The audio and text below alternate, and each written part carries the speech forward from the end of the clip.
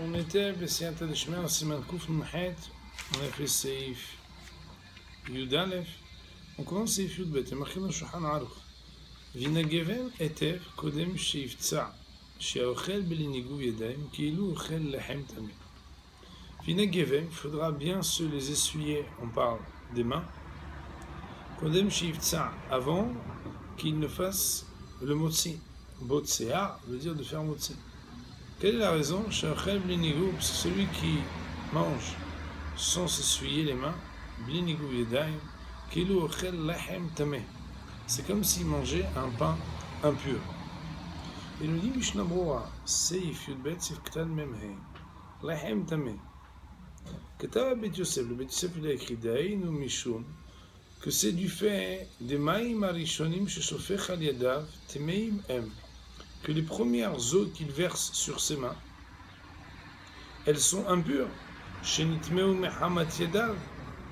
car elles ont été rendues impures à cause de ses mains. Comme Béhémet, on verra plus loin, à l'article 162 du Shulchan Aruch. Sous-entendu, quand on verse la première fois sur la main, les eaux qu'on a versées la première fois sont des eaux qui sont rendues impures au contact des mains.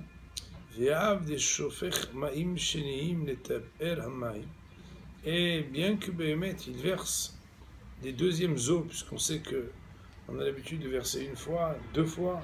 Alors la deuxième fois, on verse les ta'er amay, que c'est pour purifier les eaux qui étaient rendues impures au contact des mains la première fois. Que des itacham comme Béhémet, on va l'apprendre plus loin au siman kum samechbet.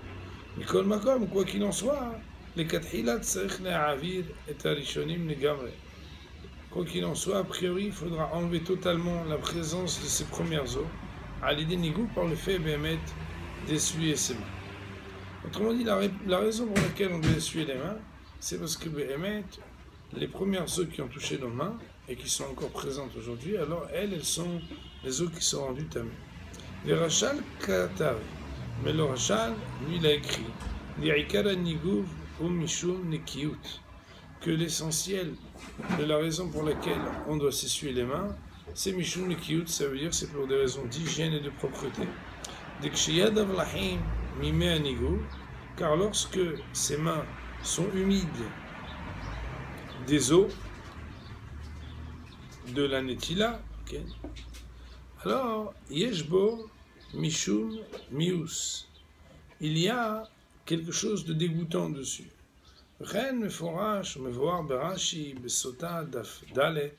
Et aussi c'est quelque chose qui est expliqué dans les mots de Rashi dans la Gemara de Sota Daf Dalet. Autrement dit, il y a deux raisons qui sont évoquées pour la raison pour laquelle on doit s'essuyer les mains après avoir fait Netilat Yadayim avant de manger le pain. Une, c'est à cause de la Touma, l'autre, c'est à cause de la Nekiyut. Il dit le Mishnah Broa, Ketava Magen Avraham Beshem Tashbetz.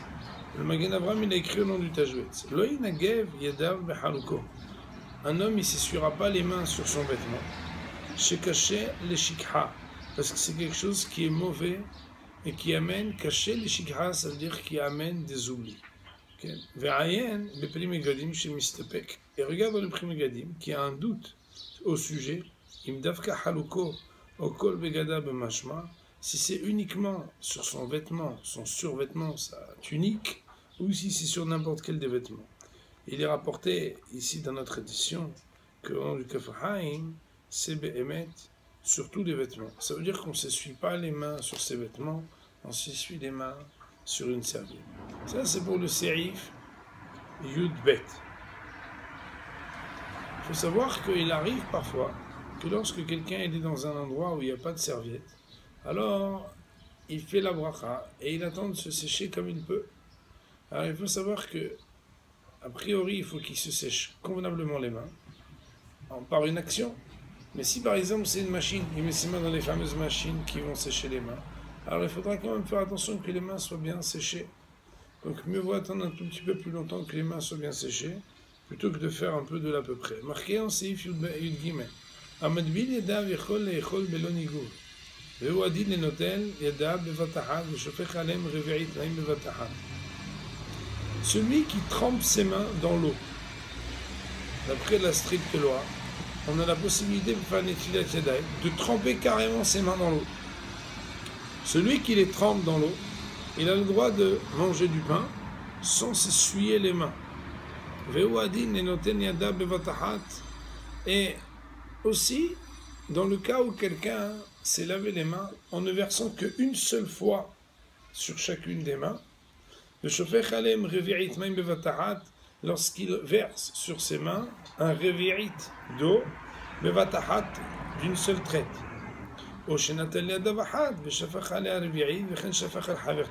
Ou bien qu'il a pris revi'it sur une main et revi'it sur l'autre main. Autrement dit, le Shulchan Aruch nous donne des cas de figure où Me'ikaradin, la personne, la manière avec laquelle elle s'est lavé les mains, fait qu'elle n'a pas d'obligation de se sécher les mains avant de manger du pain. Il dit Mishnah Broa, c'est Gimel Sekta de Memvov, Belon Nigouv, Ken Ita Betosefta. C'est ainsi que c'est rapporté dans la Tosefta.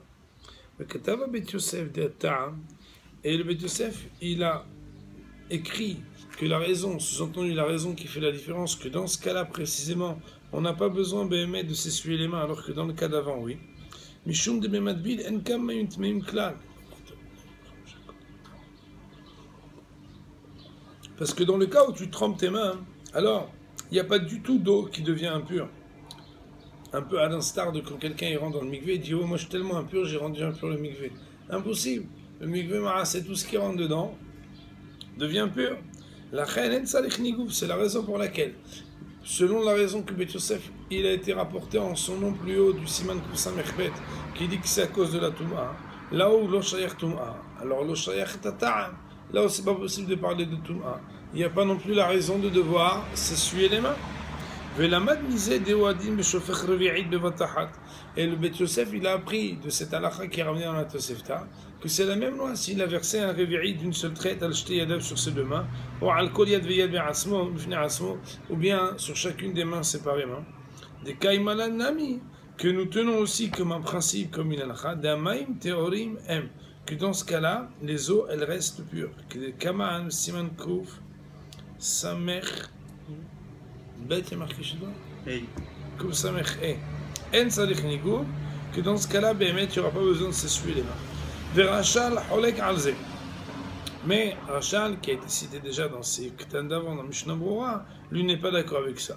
Des sphirale, car lui tient l'opinion. Des rikaranigou, shetikno mishumius, qu'on a dit que l'essentiel de la raison pour laquelle a été institué de s'essuyer les mains, c'est à cause du fait que c'est dégoûtant. Vekanal, et comme ça a été rapporté plus haut, Vimken, si c'est ainsi, Mali revi'id bevatahat olo, qu'est-ce que ça change si le revi'id il est en une fois ou non? Et c'est uniquement dans le cas de Madbil, ça veut dire dans le cas où la personne elle a trempé ses mains, qu'il n'y a pas besoin de s'essuyer.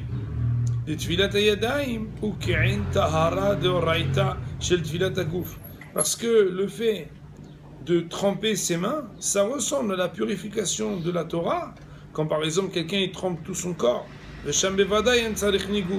Et là-bas, Béhémet, c'est certain qu'il n'y a pas besoin de s'essuyer les mains. La reine, c'est la raison pour laquelle. Gambit vilat yadaim lo tiknu bonigu. Puisque déjà, si tu t'es trempé mideoraita, parce que tu étais impur et tu devais rentrer dans un mikvé, tu n'aurais pas eu besoin de t'essuyer pour devenir pur. Pourquoi? Parce que c'est le fait de t'immerger dans le mikvé qui fait que tu deviens pur. Alors de la même manière, quand tu trempes tes mains dans le mikvé,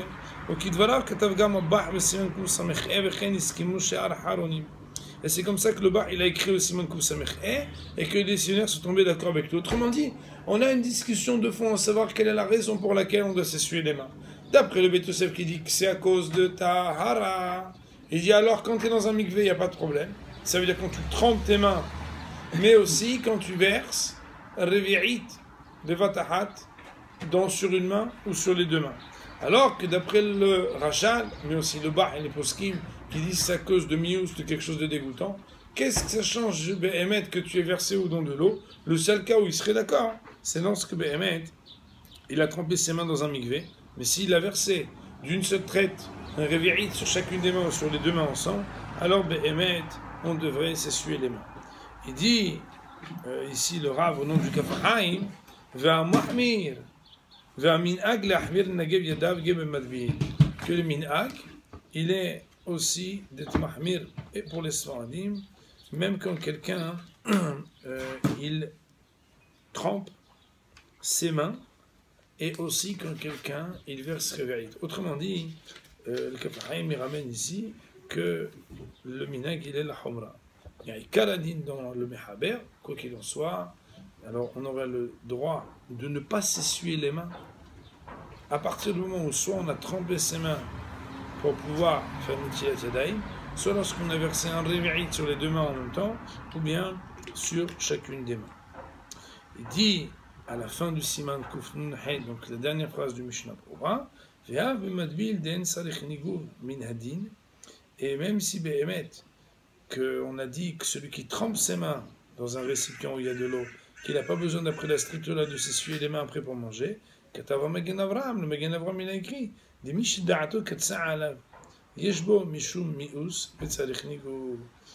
quand quelqu'un Behemet, il est un petit peu comme ça, dégoûté d'avoir les mains mouillées, alors le Maaseh, il faudrait qu'il s'essuie les mains. Comme on l'a dit, même si d'après la stricte loi, quelqu'un qui s'est trempé les mains, alors il n'a pas besoin d'après Shulchan Aruch de s'essuyer les mains avant de manger, quand même, le minhag, il est qu'on a pris l'habitude de s'essuyer les mains avant de commencer le motzi. Pour le siman Kuf Nun Het, on va dire Baruch Hanei Le'olam, Amen, Amen.